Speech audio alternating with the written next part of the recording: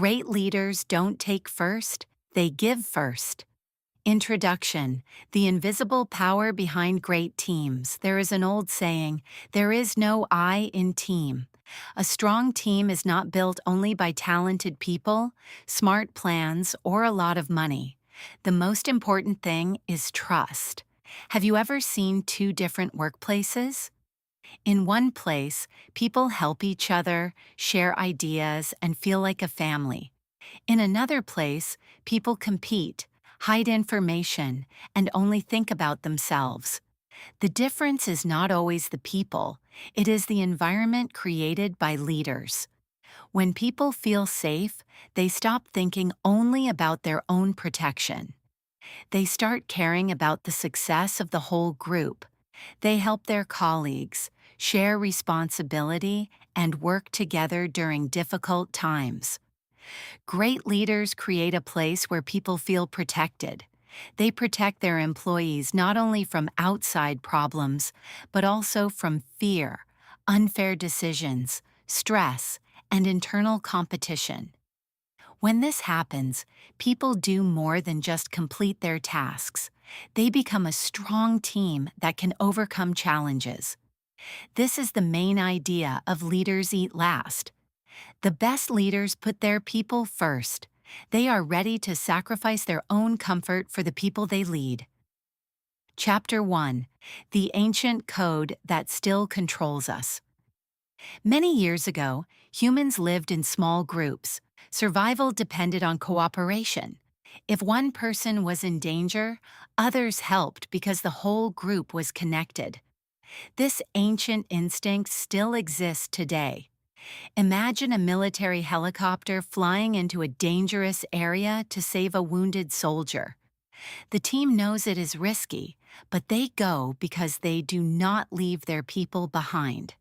The same idea works in companies.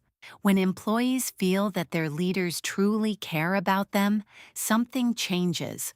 They stop protecting only themselves and start protecting each other. There was a factory where employees had worked for years in an atmosphere of fear and distrust. Different departments blamed each other. People protected their own information because they did not trust others. Then a new owner arrived. Instead of creating more rules and controlling everyone, he removed barriers between people. He opened closed areas, encouraged communication, and treated everyone with respect, from managers to workers. The changes were slow, but they were powerful. People who never talked before started helping each other. When one worker had a family problem, other employees gave their vacation time to support him. Before, people competed with each other. Now they work together. The work itself did not change. The environment changed. When leaders create safety and trust, people naturally become more loyal and supportive. Strong teams are not created by pressure. They are created by care. Chapter 2: The Chemistry of Motivation. Our brains have special chemicals that influence how we behave. One of them is dopamine. It gives us a feeling of achievement when we complete something important. For example, when we finish a difficult project or reach a goal, we feel satisfaction. This feeling motivates us to continue. However, dopamine can also create problems. Some companies focus only on quick results. They reward people only for short-term success. Employees start chasing numbers, bonuses, and personal achievements instead of building something meaningful.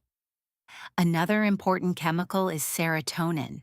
Serotonin appears when we feel respected and appreciated by others. For example, when a manager recognizes our hard work or a team celebrates success together.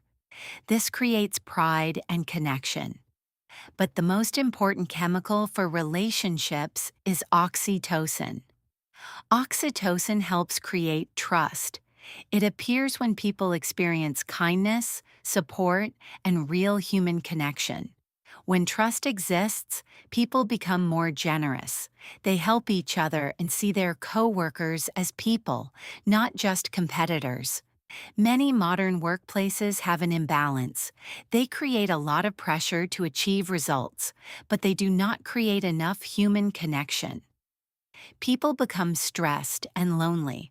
A worker in a nuclear power plant once discovered a small problem that could have become a serious accident. He spent hours checking everything because he cared about his coworkers. He was not doing it only because of his salary. He did it because people trusted him. The best organizations create workplaces where people feel responsible not only for their own success, but also for the safety and happiness of others. Chapter 3. When people become numbers.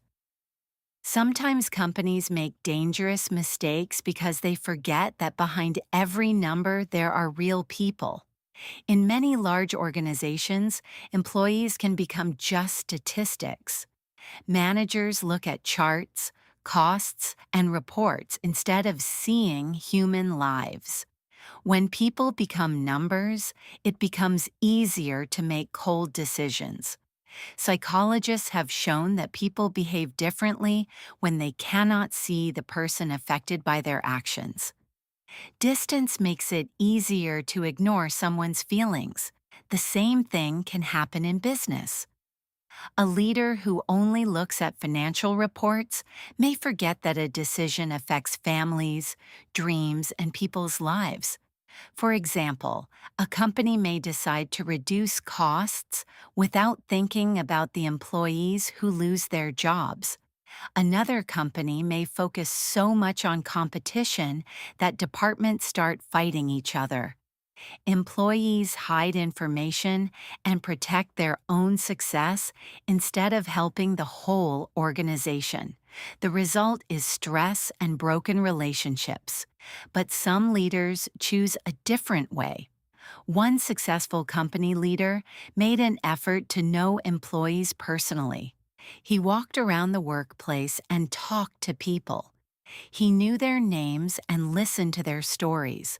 During difficult financial times, instead of reducing employee benefits, he reduced his own salary first. His message was simple: "We are together in this situation." Great leaders remember that every business decision affects real human beings. They do not see people as numbers. They see people as people. Chapter 4. The Great Disconnection. For many years, companies had a strong connection with their employees. Leaders knew workers and their families. Employees often stayed with one company for many years. Businesses were not only about money, they were also part of communities. But later, a new idea became popular. Companies should focus mainly on increasing value for shareholders. At first, this idea seemed reasonable. Companies need profits to survive.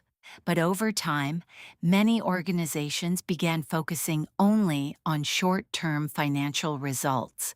Mass layoffs became common.